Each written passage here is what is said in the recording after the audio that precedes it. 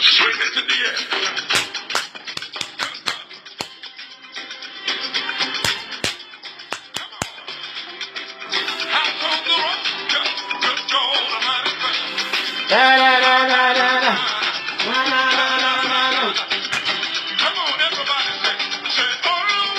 Olúwa ẹ tóbi, ẹ tóbi o, ẹ tóbi. Olúwa ẹ tóbi, ẹ tóbi o, ẹ tóbi o. Olúwa ẹ tóbi, ẹ tóbi o, ẹ tóbi o. Olúwa ẹ tóbi, ẹ tóbi o. Kò sẹ́ni ká létí ṣàkàwé rẹ̀. Ẹ tóbi o. Kò sẹ́ni ká létí ṣàkàwé rẹ̀. Ẹ tóbi. Olúwa ẹ tóbi. Ẹ tóbi o. Ẹ tóbi o. Olúwa ẹ tóbi. Ẹ tóbi o, ẹ tóbi o. Kò sẹ́ni ká lè fi ṣàkàwé rẹ̀ o. Ẹ tóbi o. Kò sẹ́ni ká lè fi ṣàkàwé rẹ̀ o. Good morning, everybody. Welcome to my Facebook page. This is my blog page. I'm here to reply some people on this particular platform. They might not be able to see the video now, but they'll see the audio, but they'll see later. It's going to be a very quick one. I'm still going back to my page soon.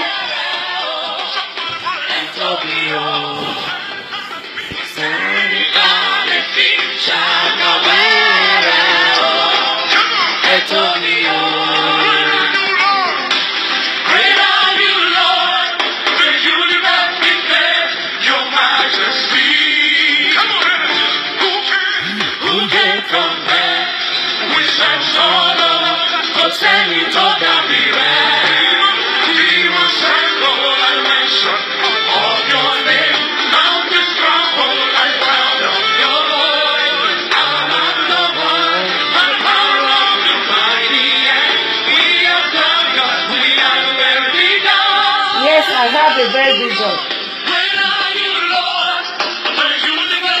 Good morning, everyone. God bless you.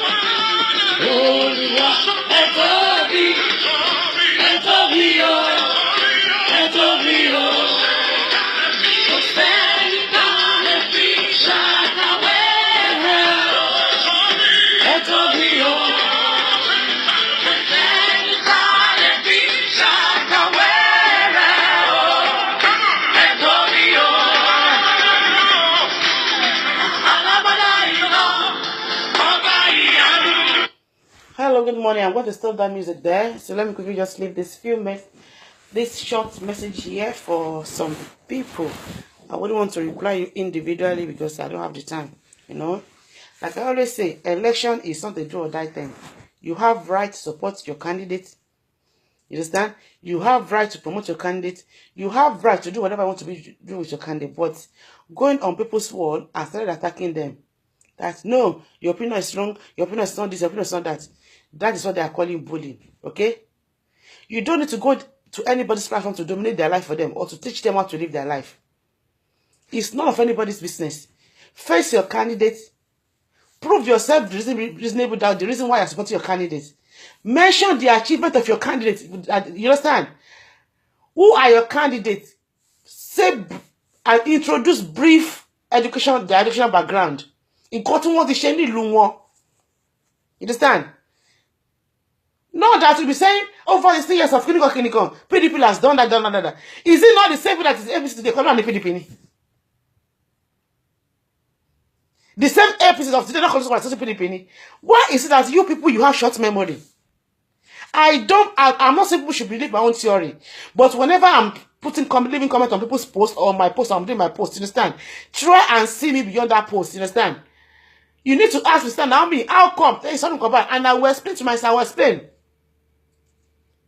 Say anything. Money me or believe it theory Buhari say. I don't believe it's I don't believe it's anything about him. He has faced so many times. He's a bloody tyrant. I'm not hiding it. I will say it anywhere. He loves to dominate. He loves to take in charge. He wants to be in charge. And he has nothing to provide. If anybody, but she's not in here. I would have gone more than this, but I'm just trying to bring us calm down. Money me or believer. Erotic baju. So stop saying Naomi, you are a bastard for supporting Bukola Saraki with those Saraki that want to cross it. You are very stupid. To back bomb me. You don't need to go back to the one Kwara State. You want gone baba muale.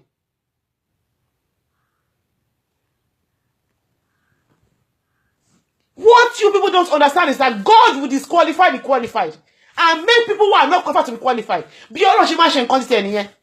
When God is ready to rewrite any history of anything, any bad history, or long he can go to the graveyard to go and wake up a dead body, to go and to execute the something. You guys just said to jumping. Stop convincing people, you understand? Talk about your own candidates, you understand? Oh yeah? Then don't counter anybody. Allow people to talk. I don't reason that way. I have told you. I came out to support Jonathan. I was not a politician. My father was not a politician. There is no politician in my family. We are not even government worker in my family. We are predominantly in my family businesswoman. We are well educated. We have sons. We have now everything. At the end of the day, we end up in Balogun selling clothes. My father is a clothes merchant. My mother is the same thing. What are you talking about? I was not a supporter of Jonathan. Lie. Up to 2014. Mama Jonathan 2014. Until I went to Vienna and Geneva for a seminar. She was the one that came to do what? To give us lecture on leadership. Even also money in the brain go. Oh, there's been Nigerian agenda. What really shocked me was the new railway. Only Obasanjo no one start business, no start the Obasanjo took the project to 2%. Yaradua took that project from 2% to 17%. Jonathan took that project, with under 4 years to 75%. When he was about to leave, 80%. And all the money to the project in all sons, acquire. Because I want to say the project will be finished by 2018. December. Now, what's the project in NC? If you are saying it is APC that did that project, go and tell APC. They won't show any accounting. If it's what is on project in your daddy, it's a very simple thing. You can check it on Google. But you people are so daft. I'm from a legal background. I studied law. I deal with facts and figures. Me, can't believe man say, you people, you are very good in manipulating story. But the true story of Nigeria, every prayer to what she executes today, under the umbrella of APC, he continued Jonathan Shesile in one party. Jonathan has already finished the railway something. So what are you talking about? Me, buying Nigeria. Mama on the day. Nigeria, she money, yes, Monosi Ghana, Monosi Zimbabwe, Monosi Kenya, go call me, everything in Africa, na ECOWAS. Forget story. Story about Nigeria. With the of the country of today. Anybody to Nigeria, that president that will return Nigeria to where Jonathan left Nigeria. Go President Yamamura. How what that man did that about what Jennison him? Nothing is working in that country. And we are telling you guys to forget all but that's all these old people and choose a young, vibrant somebody. Look for a youth among you guys.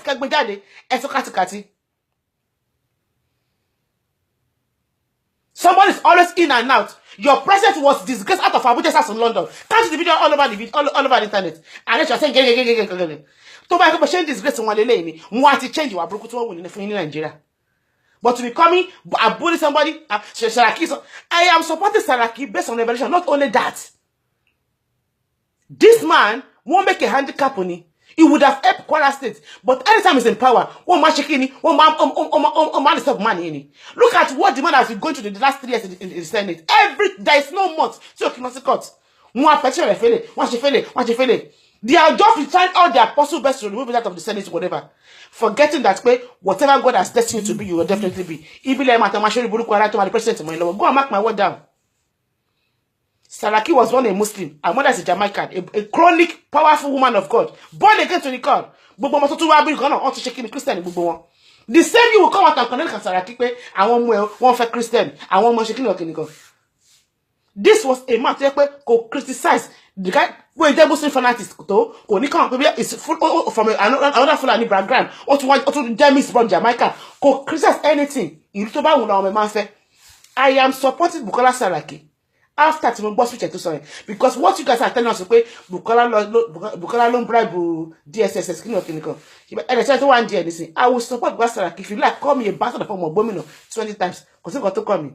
The list you can do everybody mashe majole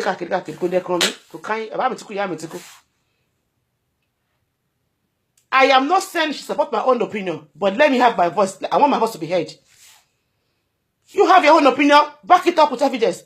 I've just told you what happened now. Now let me bring you back to this thing. 1983, when 1 naira was 4 pounds. Yes, I beg money. 982, 1 naira was 3 pounds, $4 in the this same kilo eatery report that man change your one bano. It was to what with 20 naira or 30 naira. To about for Latin Nigerian bano. I'm a good box buying Nigerian travel allowance was 48 kilo. Nibaye. See me on bad Jerry, I will not be complaining. 14 naira 50 kobo. The first class from child. And even where they London. But anytime being on 84, 85, not being 86, even the 90, you are just killing your future. In the other years, I'll be 50. I don't think to listen. The grace of God in it. I am telling you. We are fighting for you guys, not even me. The future of my children are secured. The Irish, not even Irish Nigeria. They are full Irish. Yes, you understand? No, it's not about me. It's about you guys. I am the youngest in my family. I'm now 50. Why can't you get Lori? You can go with Angade. She has I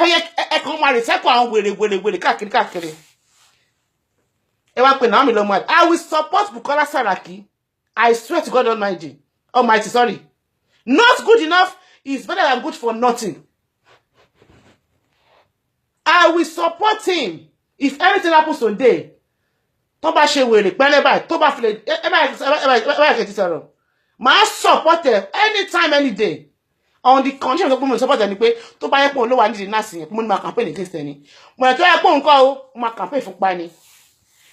Christian, you have to be, yeah, then bad Jumo. Born again, yes, Madame Felicia. Oh, bad, you lost them on the be sharing. The same thing I told the Christian now.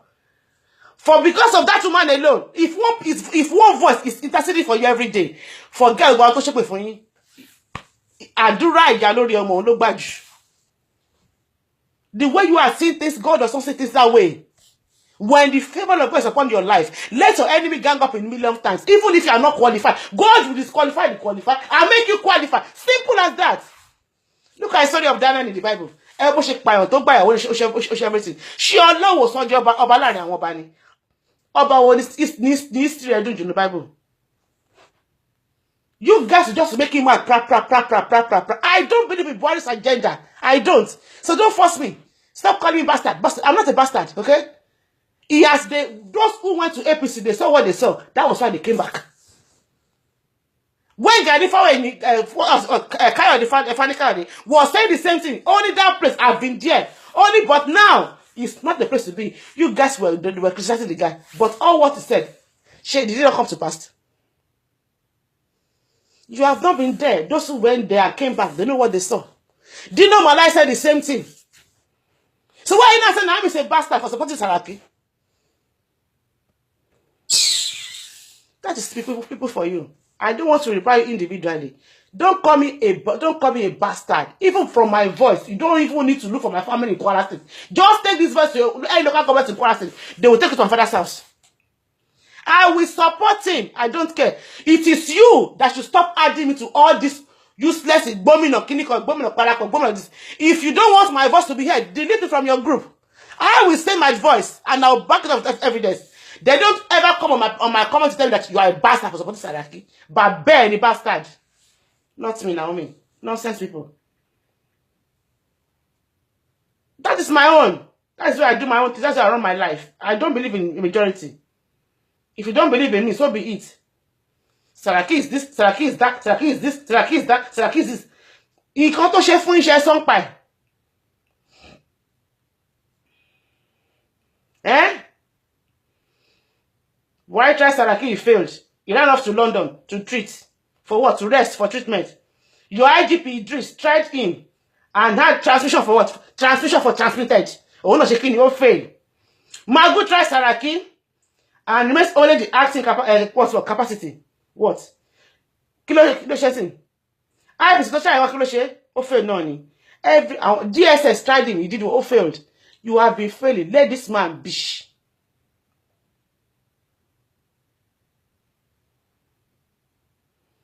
Saraki learned well from his father, the Oloye himself. He is a moving politician machine. Machine gun, not even another machine.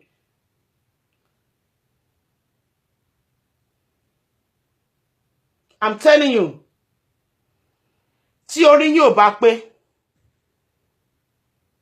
God bless you, jàre ọkọ mi, Ọlájídé Fáṣọlá.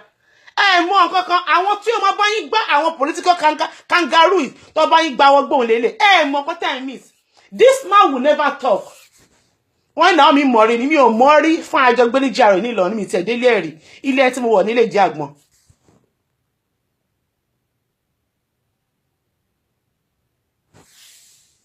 Wọ́n máa bá yín du afẹ́ Buhari Ọ̀ṣínbàjò Tinubu àná Ṣómọlẹ̀. Combine them together, á gbá wọn sí gbóni. He doesn't talk. If only what's his name? Listen to his advice or Ochusuruwe ẹni. Ìyẹn Fayose kò ní lùsẹ̀ kìtì yẹn.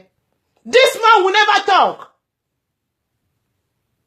Bó ṣe lu àwọn nurse njọ́ kìíní àrùn tán ní ọ̀fọ̀lọ̀ impeach ẹ̀. Tí wọ́n ti dúró sínú ilé ẹ̀, òun ti wà níbẹ̀ ní 6 AM. Nǹkan tí wọ́n ń pè ní olórí pípé nìyẹn. Àwọn ògbèrè ikọ̀ lẹ́rìn, you need people like him. You need people like this man. When I'm talking, I know what I'm talking about. The same way you are categorizing me, Okoro long support. Why Jonathan? Sister Naomi? I don't understand you guys. You need to go and study Nigerian political system very well. It's not about our own benefit. We are all going to be 50. Our days are not bad. I'm telling you. We are fighting for you guys. Our children's future is what? Is secure by the grace of God. We want to see Nigeria. Go to ordinary loot today. Nothing is working. Even if you want to do straight, you have to go elsewhere. Online photocopy machine is not working. X-ray machine is not working. There's no generator, there's no anything. It was only in Nigeria hospital that they were doing major operation with candle. Because when there's no lights and there's no fuel. For generator. I saw it koro eyes. I busted into tears. But Father Lord, major operation with candlelight. And here you are ranting. The people you have never met, you don't even know them. Some people just put one useless post on Facebook, you start fighting yourself. Attacking yourself. You need to go and bury yourself brain. Your father has been there. He left his office since that something years ago. He has never been paid. He has never been paid for his pension. And you're here ranting. You still want to put the same old people into power again. I hope about bullshit. Become pussy. Anybody that's going to 55, 55, maximum 57, could Nigeria. Look at the French. Look at the French president. 40 something years. Every fact, Baba 70 something. 80 official age about 80 something. You know. Look at what they did to him in London. You know what happened in UK? Let me just tell the story. He was in the UK. I don't know what's for a doctor. And they went to Nigeria, to the Abuja in England, that they should bring him out, he should go back to Nigeria to go and treat himself. The next thing, called the police for them. Police now came, about 20-something police they came, trying to send Nigeria out. By our constitution, when you are in Nigeria now, automatically you are in Nigeria. Nobody has right to move out of that place because it's your country. It's your own country. So he thought Europe is like Nigeria where you can do abuse of power. So when those policemen came, they have to what? Respect those Nigerians, listen to them. By the time they brought out the picture of army, amputated armies that lost their leg, their head, everything to Boko Haram and everything, where they were living and everything, those policemen, I saw one, he was crying. One was even shaking. He said, this is the best hospital you can get in Nigeria. So tell this man to go back to Nigeria to go and use the same hospital. For the benefit that you're the president for that, you don't mean that to be coming to UK for treatment. So you go back to Nigeria. 3 years is enough for it to be a standard hospital. The money that this man used to build Alipad in Katsina, it will build a standard hospital in Nigeria. And what you already work with, from day one, Mozambique cannot perform anything. A minister for agriculture came on the national television, said he wants to be importing grass from abroad to feed cow in Nigeria. If you're to and you are telling me to follow that kind of government. Government that believe in one life is equivalent to life, a life of a cow is equivalent to the life of human being. And you want to support that government. These are my own reasons. I would rather support Bukola Saraki or nobody. Simple. Nigerians, you are the problem of yourself. You are the architect of your problem. That is why the United Nations and everything, they don't want to do a federal sorrow. Because in content, you go share for any local Jew. And you left for a put in your barat what don't we for you? So just stop calling me on Wiley. I'm not on Wiley. Just delete me off your group. That's all. Emotional Wiley, ain't me. You belong by the Saraki or Mad, Saraki, or so to call me. Sarako sharing to share. Kill and go share for that from lower. Gbogbo tí wọ́n gbé sí ton gbé Saraki ní Senate kí lẹ Kwara kan ṣe fún pé ogun yìí pọ̀ o kí lẹ ṣe fún of a robbery wọ́n rope mo kí lẹ kan ṣe fún because the boss somebody a car everybody know the political talk now every politician know the political talk wọn for the member that you bought the car for somebody does not mean pé òun ló ní kó lọ rob. For example, say I want to take car shop to go and hire a car and I want to go use the car for robbery, does that mean the car company send me to go and rob? You guys are very stupid. I studied criminal law for good 3 years of my life. You just want to tarnish this man by all means. You have roped him in all kinds of unspeakable acts, criminal activities, but yet he kept triumphing. Then why can't you just leave him alone and let him be? Now walking to my boss, I can't be bastard. They'll about brace on my brain to Yahweh. What do I Yahweh? Oh, can wait to me now? If the Bible continues, I told you back to Bible continues, they will not saying the truth. You want to vote a president who cannot stand for text, who cannot stand to read a speech, to read ordinary 24 paragraphs of speech. You want to vote him to power again? Under Mugabe. God bless you. Okay. Look at what they said. Somebody who cannot even handle ordinary election, that was leaking all over the place, that was buying the election everywhere. We saw it on video, saw it live. People are paying. They pay their work, take this 5,000 just APC. Everything was. We saw everything, and yet, is that kind of life you want to remain in? You want to remain in, and you want your children to continue such life again? People are sick. And I'm not like you, so I will never reason like you. But I support Saraki, and let do whatever do what do. I will never support. I am anti-Buhari 100%. 100%. The same traditional 18 of the chasing, you will do well and run away. You will come by the overthrow him. Once automatically overthrow this thing, automatically the Shobanja will do what? To be the president. Then this is automatically will become the vice president. And before you know it, automatic ticket, he can contest for Nigerian president. That's what people don't know. You know nothing about constitution. There is nobody, you have nobody asked power to impeach him, to impeach Saraki. He can never be impeached. Try it. I am not a politician, but I have right to support my own people, you understand? I have right to support my own people. So stop calling bastard. How am I letting you about Saraki? Because don't anybody. Kill her in she for Saraki. Saraki, Saraki, the whole world done. About 70 loader.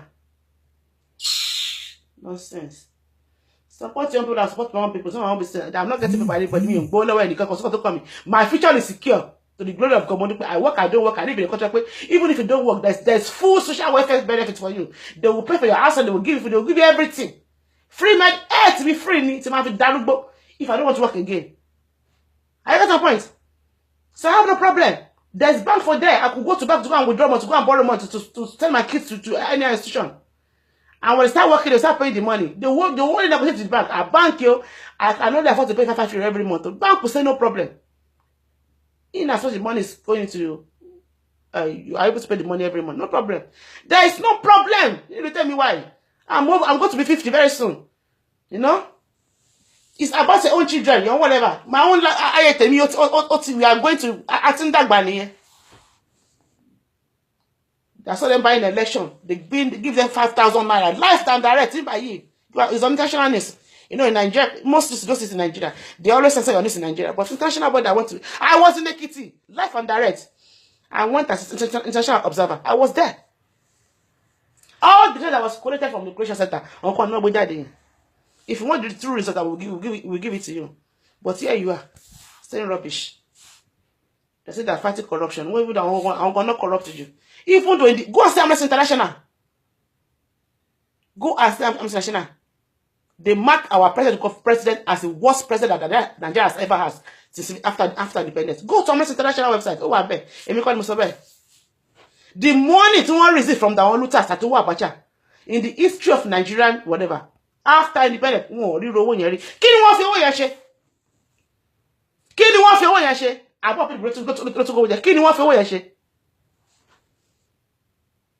You guys should learn to say the truth, you understand, okay?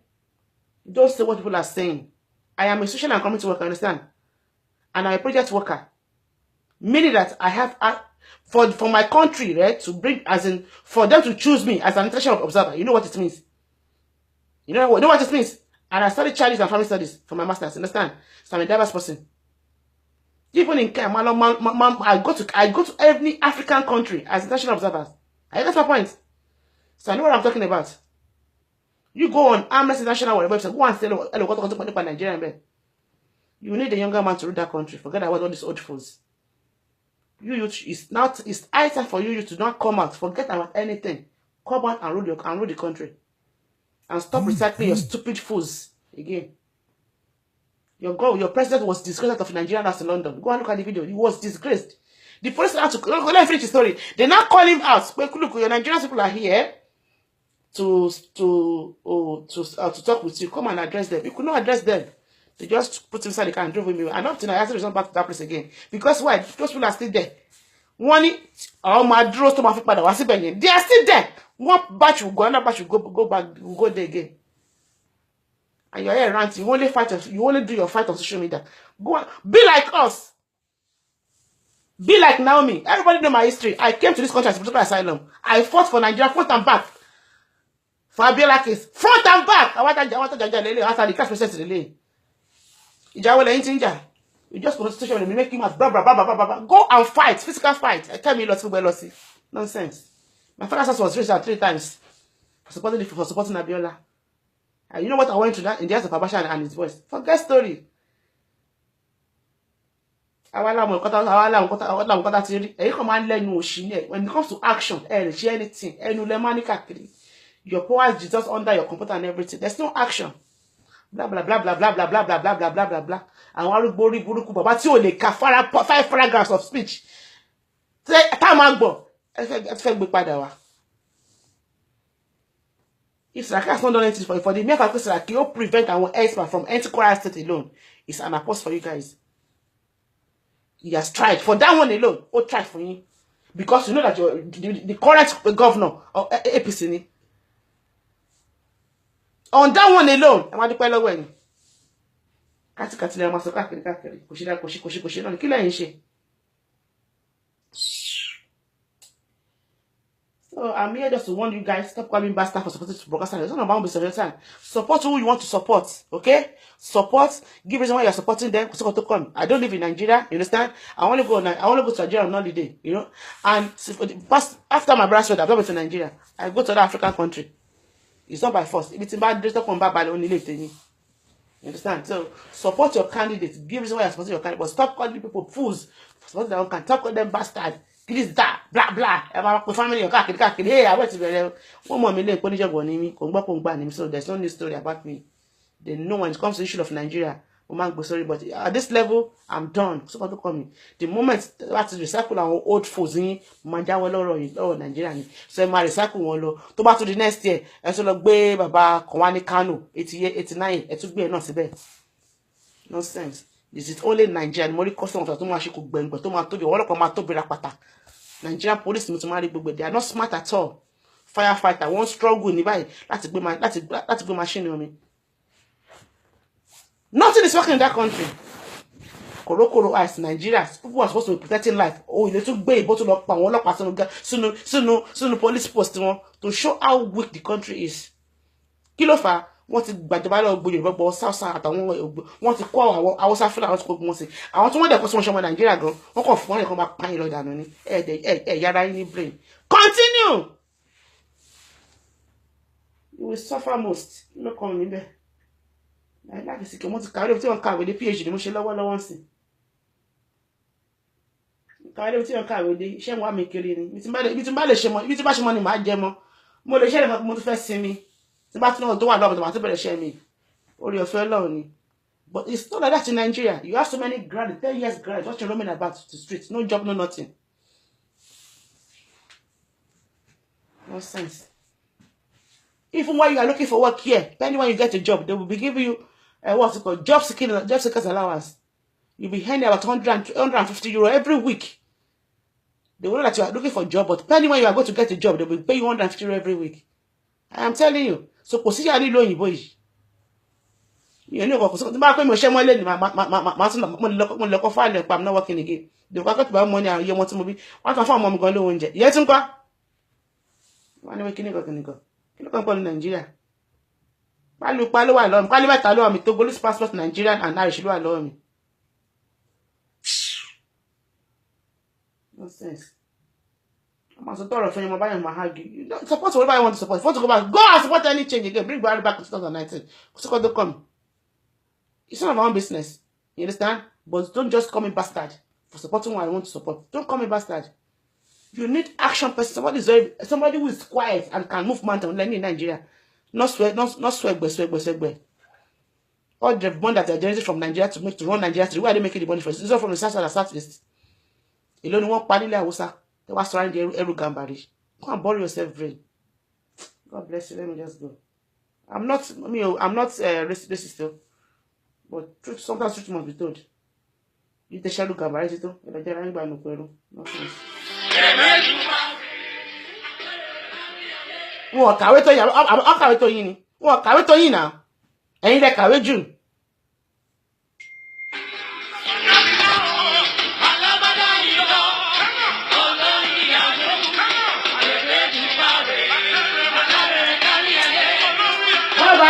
I'm going on my page now.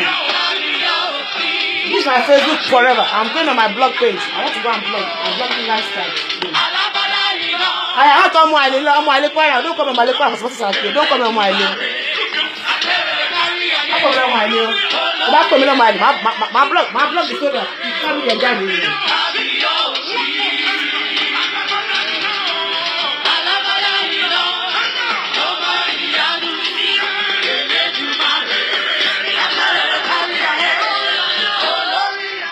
You don't call people bastard for supporting their own whatever. You understand? If my father was the lazy man, I would never seen me. I'm telling you, it takes a very hardworking man and somebody who's very, very strong to be able to raise a child like me. I am the most problematic child in my family when it comes to the issue of Ijobo. And I'm always fighting for people. Do you know how much my father has put to save my life? Do you know how much I've escaped gun and bullet and whatever? because for standing for what I believe in Nigeria. Even that was during the military regime, not even now. During military regime. I'm telling you. During the military regime, so I give God the glory. I know what I'm talking, I know what I'm talking about. Your future lies in your hand. The present administration, they have nothing good for you to Nigeria. You need to break away from that bondage.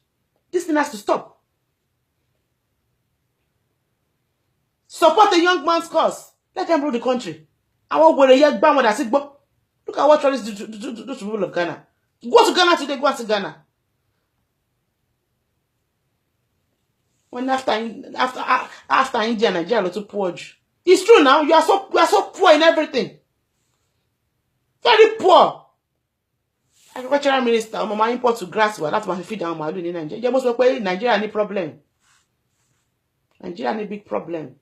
The billions. Today you say that to recover trillion billion. Account to go what one federal government account. The next one you come out together, trying to borrow 30 billion. You are crazy. Nígbà tẹ́ 3 trillion kan níbi gan táwọn èèyàn kan jí ní lulut. Ẹ tó jáde kejì pé ẹ fẹ́ 30 billion naira. Ibi mo ti mọ̀ pé government yóò lè ní. Ẹ̀yin gangan ló lè. Thank God, Amnesty International ti tú àṣírí yín. Ó ní ọ̀rẹ́ tó jà nínú ìjọba yìí. Wọn ò já irú ẹ̀ Ministry of Nigeria. Ó wà lórí website tó wà read it. Irọ́ kọ́ náà pa. Ìjọba yìí ló burú jù láyé yìí. Quote me anywhere. Nonsense. Mo bá ìjọba oníbọn mo bá wọn jà mo sọ tínú mi fún wọn mi ò kú dànù ìjọba lágbàlá fẹ́ pa mí orí yín bàjẹ́. I have done my own part. If you like, listen, I don't listen. Understand? We must talk. You know, when I come to Nigeria, I don't work about with CID. I don't go about with bodyguard. I just work on my own. When it's time for you to go, you will go. No amount of prayer, no amount of bodyguard can stop you. Understand? Timba kuni ni, which God forbid. Asiko mitoni adeti koko bishe mad Lord niye. So saying, if you talk true, you die. If you don't say the truth, you will die. Did you know that? Is it not the truth? The Kukuma talk true and die. Stop pumping rubbish. This government has something to offer you. Look for younger guys to rule that country. The country is in a very big mess. I want international builders. What is someone, any government, someone in Nigeria thing that will return Nigeria to where Jonathan left it. Because why? In cutting my the money for the railway contract was paid for. Fully paid for by the past administration. It was Babakilo that started the project. Oh, go to 2%. Yeah, do back by 70%. Jonathan grade 75%. Gatomako grade 80%. And no to pari okofun one that they came married in 2018. And you are commission the one. But thank God for the very first time.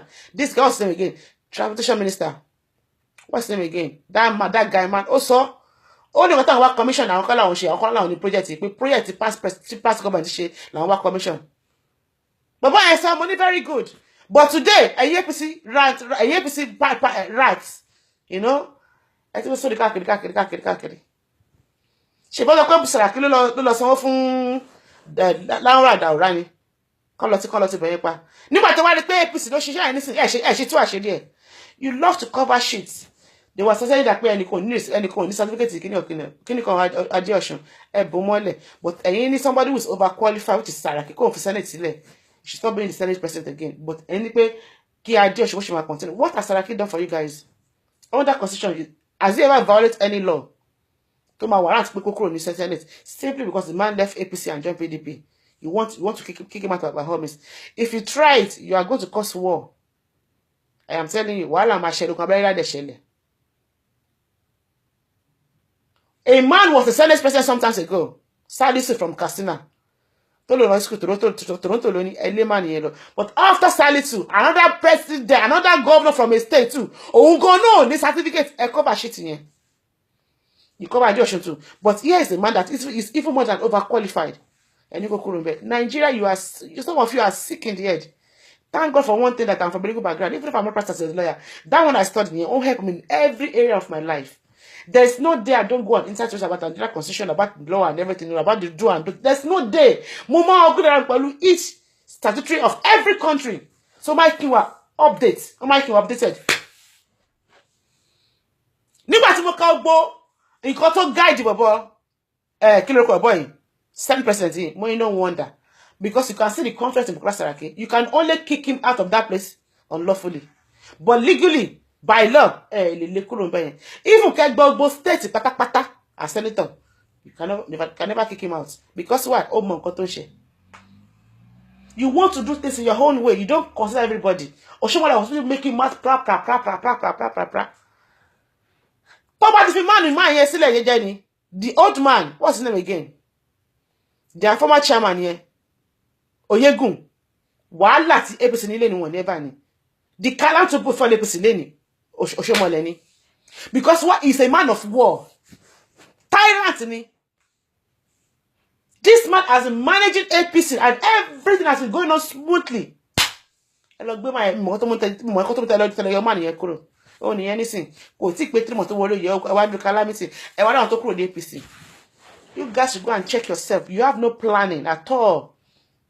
Just the way you came into power. You came into power under force, under force ni. You understand? War at the raw at the lies left by presidency. You understand? And the world can see it's pay a messy gidi gone for Amnesty to say that you are the worst president. See Nigeria ever in this of Nigeria. Oh, on the website once they become stop. It's there on the website. Go and read it. No, it's not Naomi that said it. For the whole world to come together and say Onele. You let to congratulate Nigeria for an election negative. Because there was too much of rigging. What's on now? I was there too. And what happened yesterday to what ultimately the lyric to buy a war and follow from presidency in Nigeria, the president in Bano. Automatically ultimately my winning election. And now you are talking nonsense. Those are the areas that people need to go and safeguard. It's your future. Then most of any. Egbo mi kushi gboko wá sí Nigeria. Even though making gboko egbo wá sí Nigeria, but àwọn ọmọ ilé fe. Mo sì London náà ni. Tí bá kú lé ni àwọn ọmọ la ṣe lórí. Oh, that's mommy. I'm not taking to any Africa. You are going to sleep. You will sleep here. Automatically, go to family Nigeria money. In kú lé àwọn ọmọ ni ba ni ma sùn. Average Nigeria is now living on what? Living on 1,000 naira per day. Mother, father, children, 300 naira per morning, 300 naira, no 300 naira. Less than $1 left in Germany Nigerians. You know, they're doing quite well. I want to look at the money school. Do you know how much I pay for international students? When I started my college as international student, I was paying. I was paying through my nose 17,000 in months. Euro! I don't know. As international student, 17,000 in months. More than one salary. That was what I continue cost me love me more. More choose on that cost community study cost £6,500 nearby. This was only 12,000, listen. The 70,000 international student, listen. Cost more so you say I bet 20,000 out to this. Those are 20,000 to this. If by pounds when I came to this country, we were spending Irish pounds. I came to this country when we were spending Irish pounds, not euro. So that's why they joined the EU. Irish amount, not euro. Pounds now only just like London. Irish pounds now only but more than I was paid £7,800. Stop telling me. That was in 2000, yeah, 2001, 2002, most like 7,800 pounds. Yeah, 2000. Yeah, talking rubbish. Support want to support, okay? God be with you. Someone don't call me. And you Nigerians and Nigerians. I'm about to pull off for you. I don't got off for one other. You be any kilo. Benny, honeyos, or no half one on the and God be with you, okay? Support you want to support. Don't ever call Naomi bastard from Kwara State for supporting Saraki. What's going to call you? Kuyen, a senior Obama is someone about Bala. See, I'm about Laileni. Episode of my family episode, what's going to call me? Somebody in Nigeria, man, that anyone because we don't reason the same way. You understand? So, my from one line, go family may episode, but they me. Pay support. Go family, pata, episode, what could they call me? When I'm in their midst, I just look at them. What's the problem? I want to know baby. Don't matter what I hate on with town alone. What's the problem now? I get the point. What's the problem? The life they are living, they're happy with it. Shaking, you look on me. Shaking one for then just back page Nigeria Molo 2 weeks. More where you are, you ready 14 days. In your molomo. But then your Tuesday, but I upward you the following Monday to get out. In 1 week. Kí ni mo bá káàkiri káàkiri? Ṣé mi ló dé mi báyìí náà? Mo máa san bills. Máa san mortgage. Kí lẹ̀ ń sọ yìí? Máa san wọlé. Mo máa ṣe Nàìjíríà.